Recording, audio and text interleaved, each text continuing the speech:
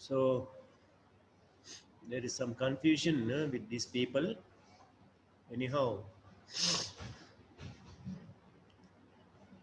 I was held up in a meeting, so I was 5 minutes late. Why participation of students is so less today? Any particular reason?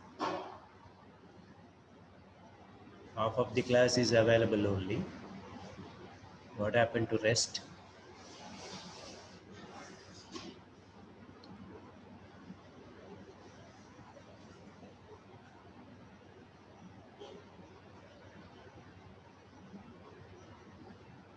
So the representative may respond to my query.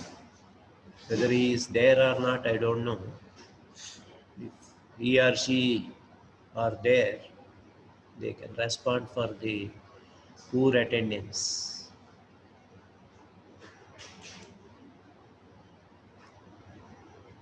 Yeah, they are informed already. Na? You are not getting the timetable daily.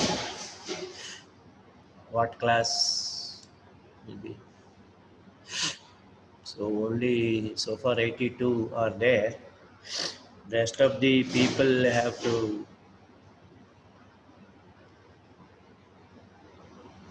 send me the explanation why they are absent at this hour. Okay, so I'm not going to wait for their representatives to ensure that the remaining students should give me explanation for absence. So today we are talking about two topics. So one is day case or daycare surgery. Another is surgical ethics. Of course, they are usually for your awareness, but in the last exam that was conducted recently, daycare surgery was given. So as a short notes. So now as the standards are increasing, you are supposed to know something about day case or care surgery. So what do we mean by day case or care surgery? Admission and discharge of a patient for a specific period or procedure within 12 hours working day. So whole thing should happen within 12 hours. That is the purpose and aim of daycare surgery. Of course, sometimes it may exceed the 12 hours and subject to a maximum of 23 hours. That means still it is less than a day. That is called as overnight admission. So for any reason, suppose you wanted to do daycare procedure, but it was the last case. So for you to give sufficient time for following the case post-operatively, there is what is called as overnight admission. That is 23 hours stay. Then of course there is next is short stay. That means up to 72, 3 days. So these previously we used to admit the patient and then get all tests done, then post the case. Depending upon the load, the anesthetist used to give or refuse those cases. If it is refused, again scheduled day of that particular unit, then surgery. After surgery, again we used to keep for minimum 1 week. Like that, overall, from 10 to 15 days, patient used to lose precious time. And during this time, bed is occupied, you are unable to dispose new cases, your pending cases list will be increasing. For government setup, it's okay, whereas for private setup, both the hospital and the patients cannot wait that long. That's why this concept of daycare surgery has come. So this is, it's a patient pathway, not a surgical procedure. There is no such daycare procedure. You can do some surgeries under daycare. That's it. So there is nothing like a daycare procedure and overnight admission procedure like that. All procedures, whatever may be the criteria, whether it is day case or overnight or short stay or even routine regular, procedure remains same. That is important. So it's only patient pathway. That means from patient first contact, that means the day he or she comes to OP to discharge from the hospital. Whole thing should be within either 12 hours, then you call it as day case. If it is 23 hours, it is overnight admission, and if it is 72 hours, it is short stay. So thereby what will happen is less disruption to patient's domestic situation. See, for a routine operation, one attendant should be always with the patient. Usually the spouse will be there, and that spouse, if he or she is working, they too have to apply leave in addition to the patient. So the upset of domestic situation will be there. Not only that, there is financial loss also for them because of loss of man hours. And what the hospital will achieve is there is financial saving because the patient is discharged immediately, so there is no expenditure on the patient for days together. And the turnover will be more. So that's how this concept has come, day case surgery. So what are the models? You have just now heard about the durations of this concept, whereas what are the models available for day case surgery? So first is office-based care, procedure under LA, that means local anesthesia. See, today, let us say Friday. So Friday is 5th unit OP day. So Friday, today morning, one patient will come with a sebaceous cyst on the shoulder, let us say, back of the shoulder. So suppose the patient comes at 9 o'clock in the morning. By evening, you should be able to discharge the patient after doing surgery. That means examination, then investigations for fitness of surgery, actual surgery, and observation, and then discharge. Whole thing should occur within 12 hours. So for a sebaceous cyst or a small lipoma, you can do it. That's why we have, I don't know how many of you have seen uh, operation theater attached to our OP. So that's what we are doing. Morning we are seeing, we are sending them for investigations. They will come in the afternoon with investigation reports. If they are normal, we are taking up the surgery in the evening, and patient will stay for not more than 1 hour, and then he will be discharged or sent back home with advice, post-operative advice. So whole thing is happening from, let us say, if he comes by 9 o'clock, by 4 o'clock, we are disposing all. So that means 7 hours, not even 12 hours. So that is office-based care. So it can be done in the OP of the consultant. Then standalone. That means it is free from emergency. So here some dedicated day case hospitals can be established where only day case surgery are being taken up. Thereby efficiency will be more, and there is, because it is free from emergencies, you will not take up emergencies. So you can concentrate on the day cases and then dispose maximum cases per day. So that is standalone. Then the third model is self-contained. So in office base, it is the OP of the consultant, whereas this is a standalone. It's a separate uh, unit. There is no other setup in standalone, only standalone. Whereas in self-contained, that is, it is separate from main hospital, but within the campus. So the main hospital will be taking up routine cases and emergencies, whereas the self-contained block will be separately present.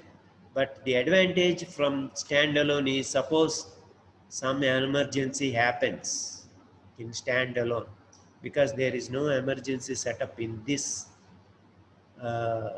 unit, patient has to be taken from that unit to emergency units. It may be near or far. Another unknown organization you have to go.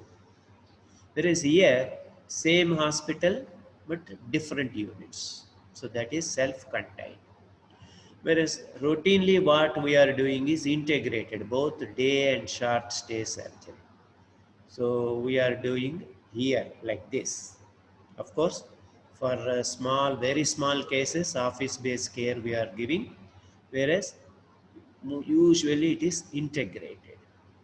So these two models we are at present following, but for efficiency, either standalone or self-contained. The concept, because patients are telling, I don't have time, you do it now. I have come prepared. So you should be able to deliver that service. So that's why these are getting popular. So you cannot offer daycare surgery service for all patients. So there are certain criteria like medical criteria, social criteria, and surgical criteria. So what are medical criteria? Of course, age is not a limit, though we usually choose young people, old people with minor complaints, you can do surgery. So age is not a limit, but patient's health is very, very important. A 40-year-old patient may be unhealthy, whereas an 80-year-old woman may be healthy. Then you can take up that 80-year-old woman and then do this 40-year-old patient's surgery in a routine way. Then next is comorbidity. The patient should not have comorbidities. So this is American Society of Anesthesiologists ASA classification. ASA has classified up to 6 stages, whereas you can take up only class 1, 2, 3 only.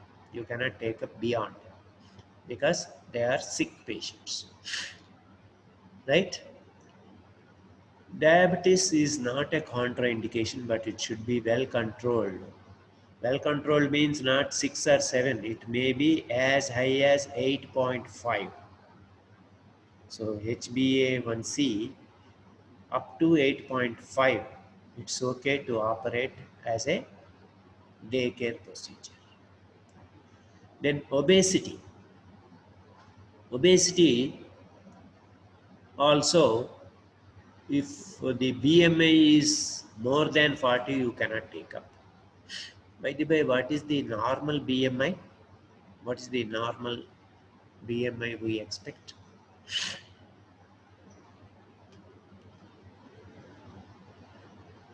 What is BMI? At least you know that. What is BMI? Yeah. Yes. So many answers between 18 to 20, but 18 to 25 is also almost correct. Yeah, body mass index. It is actually 18.5 to 24.5, not 25. If it is 25 means it is patient is uh, over this one. Whereas we were accepting up to 40. If it is a small, suppose an obese patient comes with a small sebaceous cyst on the surface, you can do it. Whereas for laparoscopy, you cannot do for 40. You can do only up to 38. That's it. So that means you are operating on almost obese patients. You can operate, provided patients other things are okay. Of course, anticoagulants is a contraindication. If the patient is on aspirin or clopidogrel, they have to stop it for 1 week. So you cannot do on that day. Next week, you can plan with an advice to stop the anticoagulants. Okay. So these are the medical criteria: age, comorbid conditions, diabetes, obesity, and anticoagulants. Then social criteria are also important. Suppose the patient says, "No, sir, I have come all alone." You cannot do, because if anything happens, who is responsible? So, patient should be accompanied by a responsible and physically that fellow also is a patient. You cannot do it. He should be physically able and he should be adult. So my daughter has come, sir, she is 10 years old means no, you cannot do it. So patient accomplice is also important. Then another thing is, in case of emergency, they should be able to contact the hospital. So you should provide them with your emergency number, so that though you have discharged, the patient may have some problem or some symptom which may be minor, but for him it is major. So they should be able to contact with the hospital for any advice. Then surgical criteria. So all operations are not fit for day case surgery. Any operation that is going beyond 2 hours. So major operations you cannot do. Minor you can do. Even 1 hour procedures you can do. Whereas major procedures that are taking beyond 2 hours, it is advisable not to take up as day case surgery. Some surgeries which you may be able to do within 1 hour, but I am able to do only in 2 hours. Then you can take up that case. I cannot take up that case. Same case. So the speed of operations may be different. So the surgeon should select his speed, and then accordingly, if it is crossing 2 hours, then he should not do it. As a his other cases have crossed 2 hours, then he should not do. Suppose there is carcinoma of the breast is there. Usually it takes 1.5 to 2 hours. You cannot take up that surgery, because that 1.5 hours for other cases it may be, but for some cases it may reach 2.5 hours. So such cases you cannot take up. Modified mastectomy you cannot do. Then similarly, there is a set of, with the broad consensus, there is a set of recognized day case surgery procedures. Only those cases you have to do. Because I am a surgeon who does it with a lot of speed. We used to have one surgeon, E.N.B. Sharma, very popular, particularly in Guntur. So he used to do GJ vagotomy, which is routinely most of the people used to struggle to do it in 1 to 1.5 hours. I used to do in 40 minutes actually. Whereas this man used to do within 20 minutes, less than 20 minutes. So because he is doing it in 20 minutes, you cannot take it as day case surgery. So average, what is the average? If it is taking beyond that time, you should not put it in day case surgery. So after surgery, the patient should be able to eat and drink. That means all the procedures which are related to GIT, of course, hepatobiliary, like laparoscopic cholecystectomy you can do because you can give water after surgery. Whereas for GJ vagotomy, you will restrict fluids, leave alone solids. So those cases you cannot take up as day case surgery. So only those cases after which the patient can eat or drink, you can take up, right? So these are the medical, social, and surgical criteria to take up a day case procedure. Just because it is day case surgery, you cannot minimize anything. Take it fronted. What is there I am doing as a day case, so I want to take up a grossly hypertensive patient. No, you cannot. So for every patient, a pre-op assessment is same. You should check his BP, check his HB, check his diabetic status, check his comorbid conditions. All these things you have to see in pre-op assessment. And during surgery also, peri-op also, scheduling is very, very important. Most major case, you should put it early on the morning list. So in your list, sebaceous cyst will be last, whereas lap chole will be first. Okay, so like that you have to see. And similarly, those procedures where you expect bleeding, like say hemorrhoids, you cannot do it in the end. In the middle you can do, though not in the first case. Okay. So scheduling is important of your list depending upon the number of cases. Major case first, minor case last.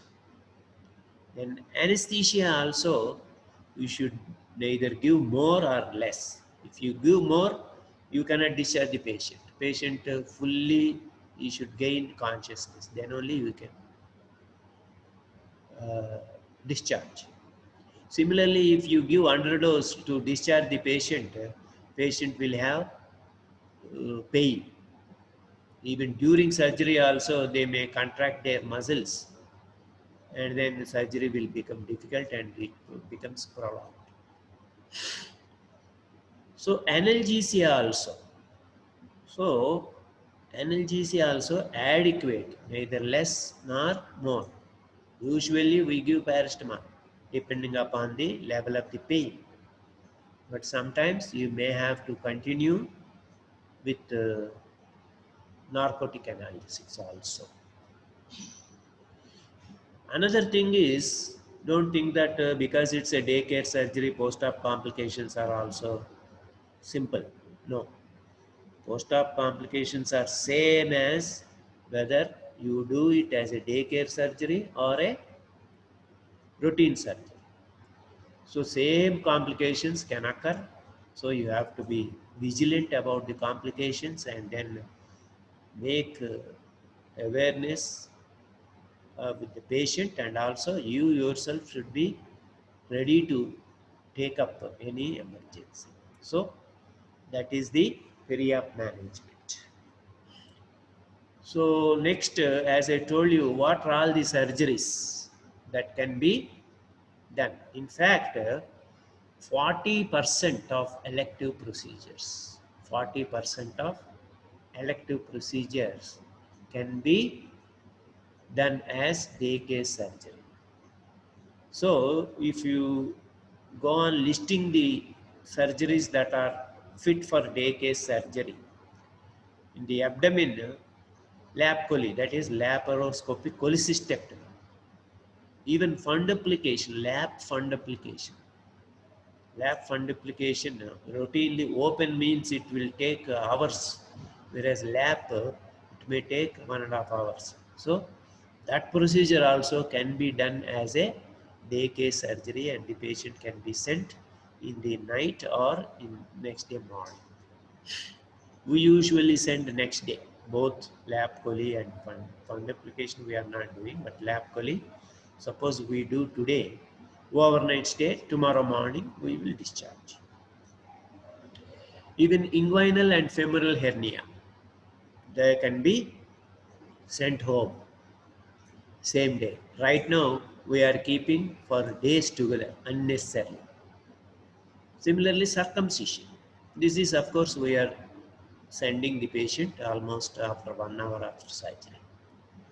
Then hydrocele, varicocele, orchidectomy, hemorrhoids, and pilonidal sinus. All these procedures can be taken up as day case, if not day case, overnight stay, particularly lap chole and fundoplication. Whereas these we can send same day. Of course, breast excision of fibroadenoma you can take up. We are taking up, of course. Since we are doing them under local anesthesia. Then biopsy of any lesion or sentinel lymph node biopsy. Sentinel lymph node biopsy in the breast, you might have heard about carcinoma breast, where if lymph nodes are not palpable, then what you can do is to know whether lymph nodes extension is there or not. You can inject dye at the breast swelling region, peritumor. You can inject some methylene blue something, and then you can open the axilla and then dissect that particular node that turns into blue.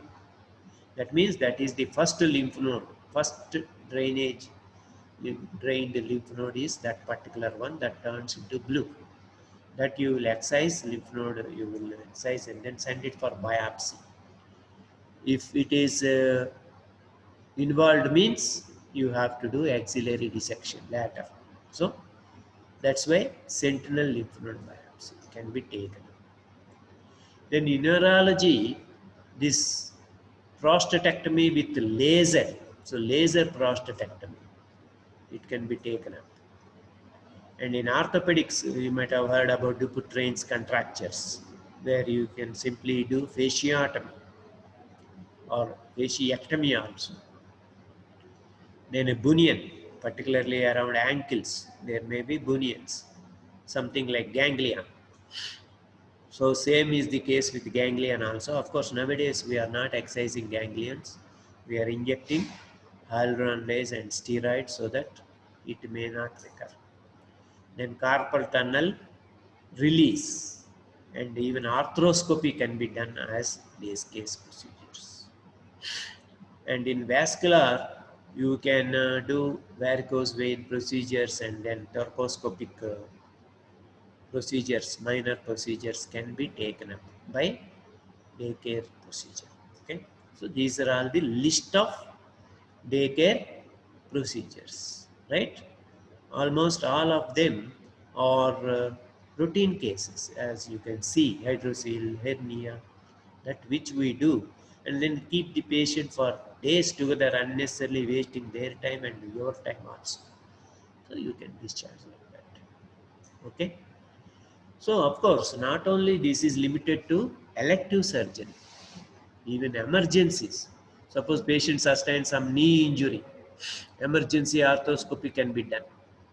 Similarly, of course, lymph node biopsy, patient comes with lymph node enlargement, you think it is malignancy, you can immediately do it because cancer is an emergency. Then, of course, this gynec, they do routinely these evacuations. Then irreducible or strangulated hernia also can be taken up, because if it is not gangrenous, the bowel, you can discharge the patient.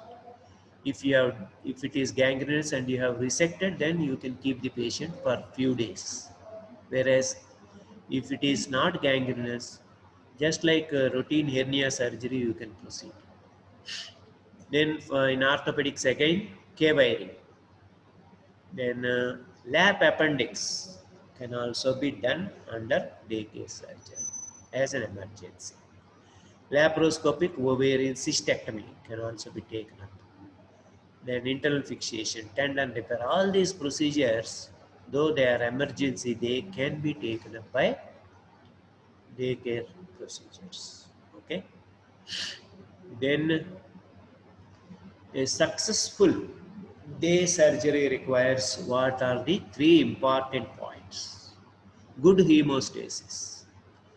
Just haphazardly you will close the skin means there will be hematoma. So before closing the skin, you should ensure that there is good hemostasis. Otherwise, don't do surgery. Then of course, minimal access techniques like laparoscopy has enabled us to do daycare surgery. Lap chole is a daycare procedure, whereas open cholecystectomy, you cannot discharge the patient same day. You have to keep him for minimum 3 to 5 days. Then only you can send. Whereas if it is laparoscopy, you can immediately send the patient within 12 hours and maximum within 1 day. Then avoidance of unnecessary tissue handling. This is most important. What is not necessary? In Telugu, you know, unnecessary you cannot అన్నమాట కేలకడం అంటాం కదా. You cannot just do with the blunt dissection with fingers. You are not supposed to do, which produces not only bleeding, it will also produce tissue damage, unnecessary tissue damage, which leads to not only bleeding, even pain and infection also. That will prolong the stay of the patient. So these are the three important steps in day case surgery. That is good hemostasis, minimal access, and unnecessary tissue hand. Right? So once you have done the procedure, you have observed the patient, then what about discharging? So discharge, if vital signs are stable for 1 hour, you can discharge the patient. Then patient is oriented to time, place, and person. You can recognize his attendant and you, most importantly, and he can recognize that he was in hospital, and he can tell, sir, it is already 5 o'clock, let me go. That should be the criteria for discharge. And at the time of discharge, there should be adequate pain control. This is most important. Patient should not go home with pain. And you should give analgesia also, oral. Then you should be, suppose you have done hemorrhoidectomy, and you, if the patient says, sir, I have dressed myself and then I can walk, you can send him. If he says, no, sir, I am having still pain and I cannot walk, then you cannot discharge him. So nausea, vomiting, which are common after any surgery, particularly with anesthesia. So those patients should not have this. If at all, it should be minimal. Then, as I have already told you, oral fluids you should allow. Those cases where you can allow oral fluids only, you can take up. So there is no bleeding and minimal drainage. So thyroid, let us say, you cannot take up as day case surgery. Of course, days may come. Right now, you are not doing thyroid as day case. You are not doing in the morning and then sending in the evening. Then, most important, particularly again hemorrhoids, most important complication is retention of urine. So patient has passed urine. Otherwise, in the dead of the night, he will ring up to you, personal number. You are fast asleep. And then, sir, my bladder is full. What to do? You will tell all the things which I have told you in the class. Warm bag application, or take him to toilet, or open the tap. All those things I have tried, sir, failed. Then you have to put a catheter.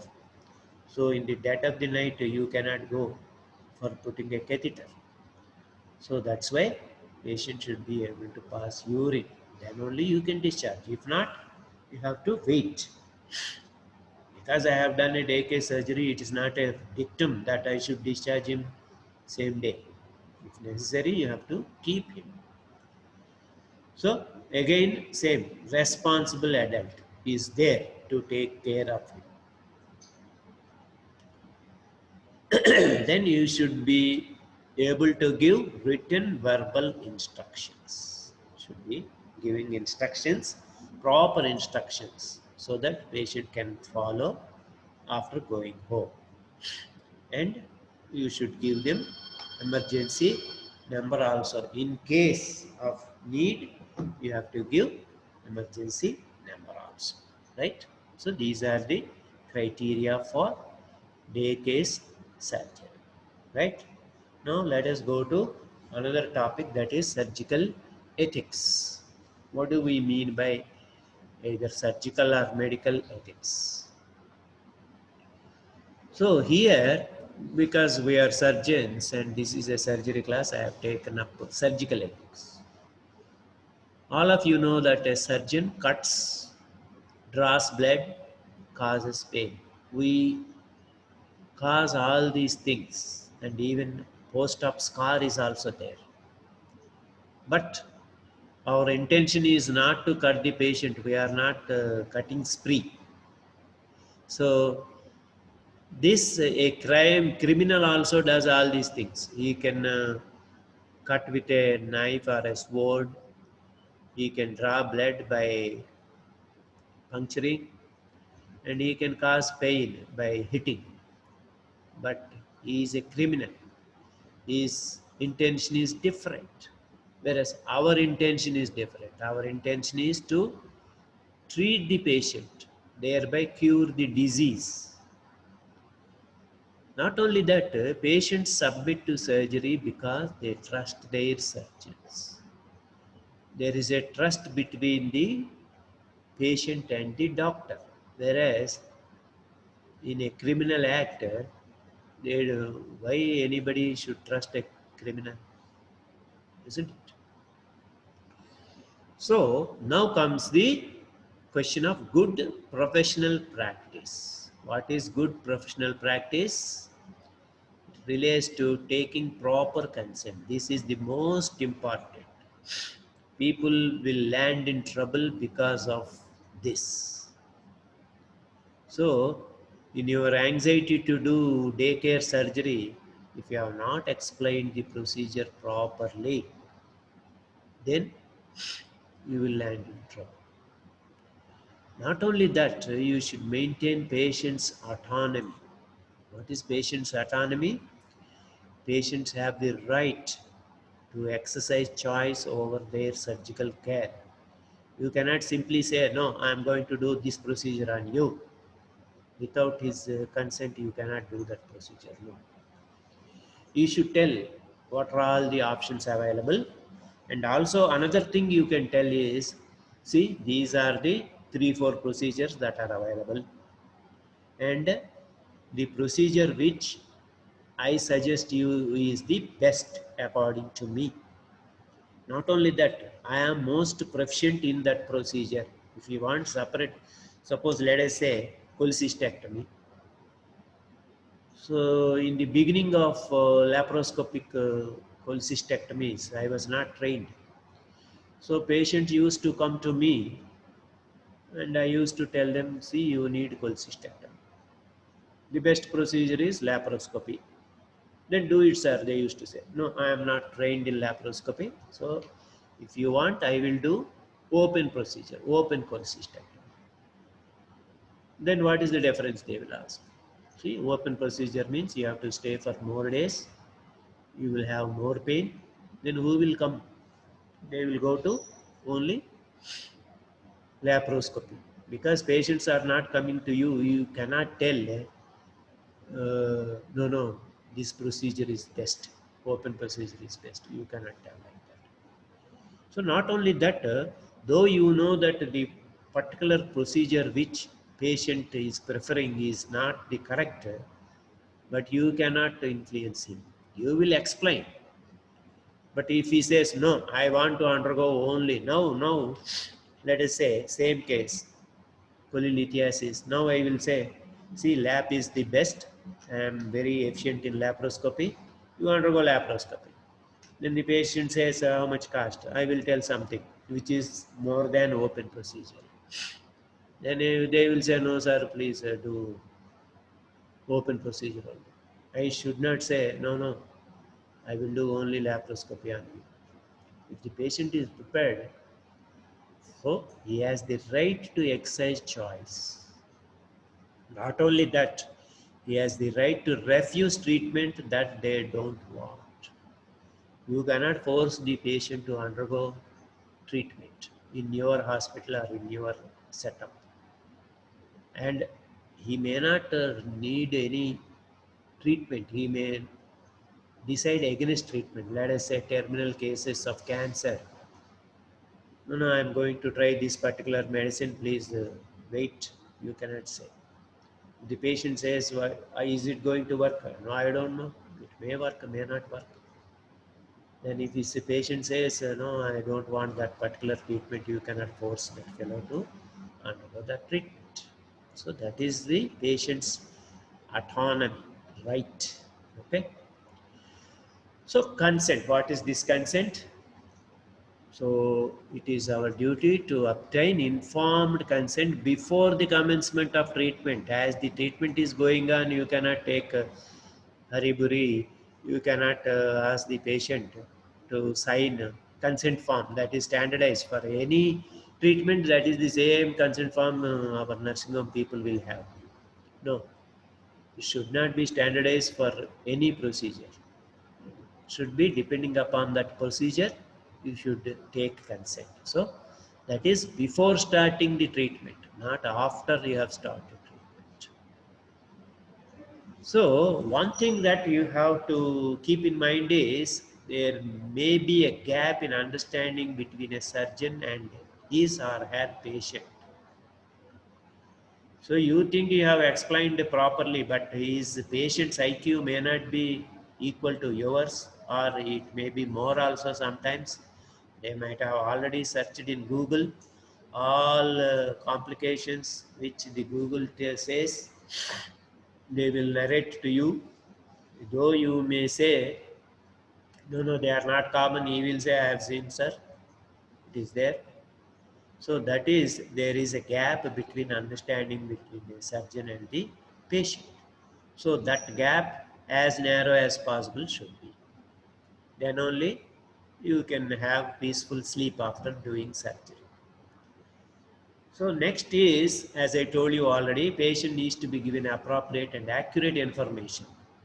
You cannot conceal information, at the same time you cannot tell lies. Okay, because your hospital is having one particular equipment, only with that is the best, you cannot say if it is the worst. Okay, for all these things, what is important? Good communication skills. How to explain the patient is most important. Okay, so what are the contents? What you should tell the patient, what is the patient's condition, and why it needs surgery. That you have to explain in detail. See, you are having a linguinal hernia. It is not curable by medicines. Only surgery is the treatment at present. And you cannot wait for any drugs for inguinal hernia, because it may land in complications like strangulation. So that's what you have to tell the patient. And what surgery also, what you are going to do? Are you going to do an open hernioplasty, or you are going to do a lap hernia? You have to tell the patient, and how it corrects the condition also. So how your placement of mesh will prevent hernia, you have to explain. See, previously in my clinic, I used to see one patient for 5 minutes. Then there used to be 10 patients. Now I have three patients, and each patient I spend half an hour. So that is the difference. So you have to explain everything. Nowadays, patients are very inquisitive, very knowledgeable. So you have to. Previously, patients used to accept whatever I used to say. No, no, they will cross check also. So next is anticipated prognosis and expected side effects also you have to tell. See, after hernioplasty, yes, you are going to, out of 100, only one or two patients will get recurrence. You have to tell. Similarly, side effects, yes, you will have pain, you may have inside bleeding, your wound may get infected, but I will take all precautions to prevent those, you have to tell. But sometimes there may be unexpected hazards that also you are supposed to tell. So while doing surgery, I may injure some major vessel also. That is very uncommon, but it can happen. But we will see that it doesn't happen. That's what you have to tell the patient. As I told you, alternative potentially successful treatments also you have to tell. No, no, this is the only procedure. Take it or leave it. You cannot tell like that. These are the procedures out of which what I think is this is the best. You have to tell the patient. And also, as I told you in hernia, if no treatment is offered, what is the problem? So you can land in a dead night in strangulation. I cannot help at that time. The prognosis is not as good as an elective surgery. You have to tell. So these are the contents of the consent. Okay, the condition, what surgery you want to do, what are the side effects, and any alternatives to your surgery. So what are the requirements for taking an adequate consent? So quiet venue like this, quiet venue. Patient in the OP or OT, you cannot give this, you cannot conduct this session. Only in a separate room, you have to discuss. You should give, while explaining the patient, you should give if available. Usually some of the successful practitioners will have printed material. What is the procedure, what is the disease for every disease. They will give it, including diagrams also. And in local language. That is important. So after you have conveyed the essentials, you should give the time. Ah, okay. So this is the case. Come on, give your consent. You cannot tell like that. You should give some time to the patient. And this is most important. Surgeon and the person obtaining consent should be same. You cannot leave it to your postgraduates or your house surgeons. You can help in whenever the patients have doubt. That's all. But main part should be done by the surgeon who is going to operate. Next is you should know whether the patient has understood what you have told or not. That is important. You don't think that it is your duty simply to convey the subject. That's all. I should also know whether you have understood or not. Okay. Then technical language. I'm going to do GJ vagotomy. Means patient doesn't know. What you have to tell is in the local language. See, ఓ నరం ఉంటుంది, అది cut చేస్తాను, తర్వాత bypass చేస్తాను ఫుడ్కి అని చెప్పాలి. Okay. So no technical jargon.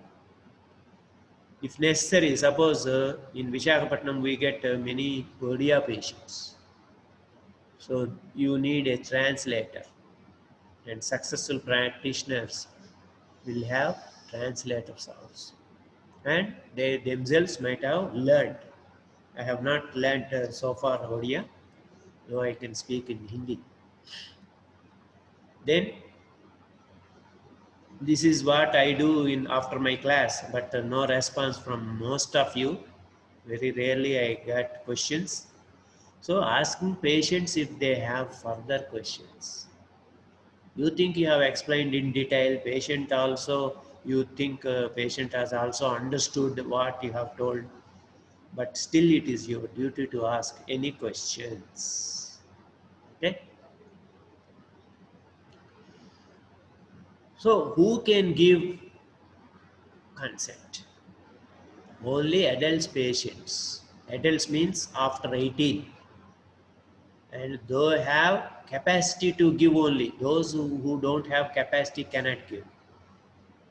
And you cannot coerce them. And don't think that you have obtained the patient's consent in signature, so your duty is over. No, you may get still trouble. So that's why the patient surgeon relationship is most important. As I told you in the beginning, patients should trust you. Then only this is possible. Whatever consent you have taken, litigation is not absent. You cannot tell. No. So, for your safety, what you have to do is brief notes of what is the discussion that has gone. You should take up a brief notes, and then that you should try to attach in the case sheet. And nowadays people are doing video, so that is the evidence that no sir, our surgeon has not told this particular complication, sir, the patient cannot deny. So that's why video or recording of the proceedings is nowadays they are doing. So another thing is, in spite of my telling so much thing about consent, doctrine of medical necessity is there. What is it? If the patients are not able to give consent in emergency, so road accident, you are going on by the side and then you have brought the patient to casualty. No, no, first let me take consent, then only I will start. No. To save the life, surgeon can operate without consent. So the circumstances are important. Okay. So what are the special occasions? So psychiatric patients are there, they cannot give consent. No. Only those who are taking care of those patients, they can come and then give consent. Okay. Then children routinely below 18 years, we discourage them giving consent, though they can give, but usually the attendant is their parent. So if the parent is the attendant, usually we don't insist children to give consent, their parents can give. But though they can give consent, they cannot refuse consent if they are 18 years. Say, father may be interested in getting surgery done. The child doesn't want. Usually, it is the reverse that is happening. Child wants surgery, father or parent doesn't know. That's what has happened in one tragedy. where the patient has consulted without knowing, without telling the patient parents he wanted to undergo because he thought he was short. So lengthening procedures he wanted to undergo, and that fellow landed in a lot of trouble. Then only patients parents were called, and this fellow unnecessarily landed in problems. So that is the problem around 18. Below 18, usually you should try to take the consent of the parents. Even if the children can give, but they cannot refuse because they do not know one particular operation you wanted to do to save the child. The patient, because of fear of operation, he cannot say no, I cannot undergo. He cannot tell. He can tell if he is more than 18, then it is his headache. Whether he lives or not, it is not the headache of the parents. So then another thing that is a special occasion is suppose the patient is on ventilator. Patient cannot give consent to remove the ventilator because he is not in a state. So then his next of kin. So now our famous singer is there, is on ventilator. So whenever his son says okay, they may remove the ventilator provided he is brain dead. If he is not, it's a different matter. So consent to withdraw life-sustaining treatment is also there, so that only the next of kin can give. Then the next important aspect of surgical ethics is confidentiality. So you should keep the matter confidential. It is between you and the patient only, right?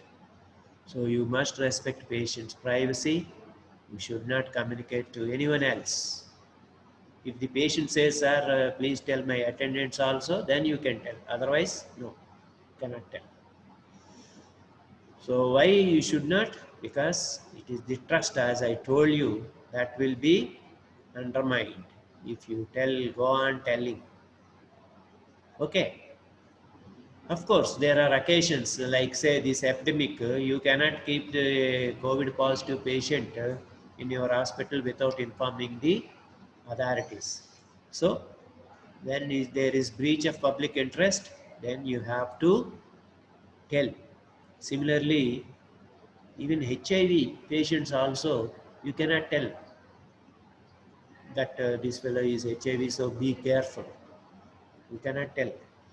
Though we are telling our colleagues and we are writing on the case sheet positive or NACO positive, our people will not write HIV positive, they will write NACO positive. So that is, what is NACO. So then that's why this is most important. Though you are there to maintain the confidentiality, some occasions you may have to reveal. Then another thing that is there in you are supposed to be up to date. A surgeon should be up to date. How you can be up to date? By being aware of the most recent things. So not only that, you are supposed to improve from yesterday today. What is the improvement in surgery? So surgeons have a responsibility to improve operative techniques. So GJ vagotomy, usually it is done in GJ is done in 2 layers, whereas I do only in 1 layer. So that is the improvement I have brought because it is less morbid, it causes less edema, so thereby patient can be discharged early. So it is the responsibility of the surgeons. So they should participate in research, but it should not be in without ethics committee approval. So most of the drug companies will come, sir, this particular drug you please try, but there is no approval by ethics committee, you cannot do it. Then your researchers should ensure that your findings are compared with best available treatment. So it should be better than the best available treatment. Then only you can do it. Otherwise, the best already existing treatment is good enough. So always you should have research bent of mind. Of course, it is your duty also to maintain standards.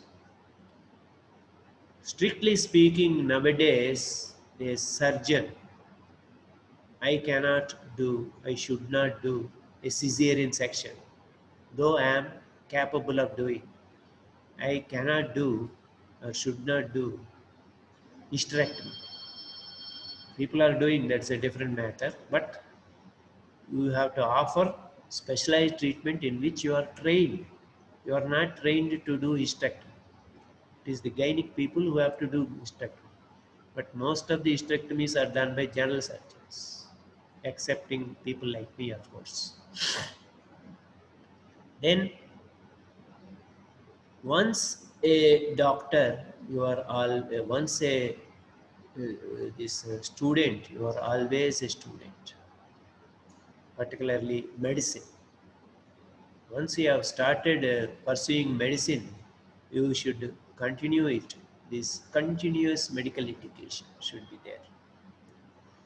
Because nowadays, as I told you, I cannot do open cholecystectomy now. I should do only gold standard, that is laparoscopic cholecystectomy. So, clinical audit is most important. So, my work I should audit myself. Whether I am doing any particular procedure badly, I have to do it. Not only that, you have to monitor other surgeons. Suppose in one surgeon's hands mortality is more, you should try to contact that fellow and then advise him, ask him to undergo training in that particular field. If not, if he is not listening, you can report to your association. Okay, like that. So at any cost, we have to maintain standards of excellence, right? Okay. I don't think you will have many doubts in this subject because this is entirely new to you. But if at all if you have, please don't hesitate to ask. Uh,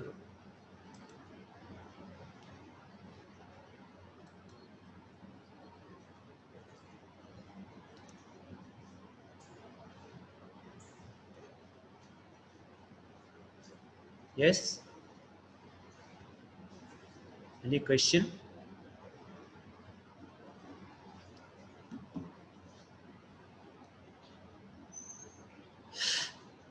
Okay.